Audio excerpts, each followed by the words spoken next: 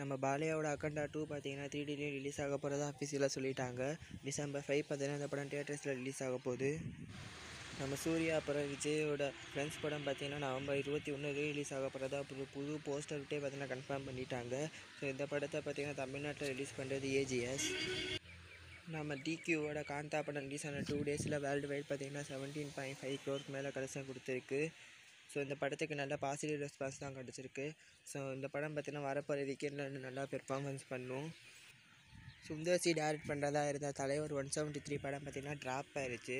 So இப்போ அந்த படத்தை பார்த்திங்கன்னா தனுஷ் பார்த்திங்கன்னா எடுக்க போகிறதா நியூஸ் வந்திருக்கு. ஸோ இது எந்த அளவுக்கு உண்மைன்னு வெயிட் பண்ணி பார்ப்போம்.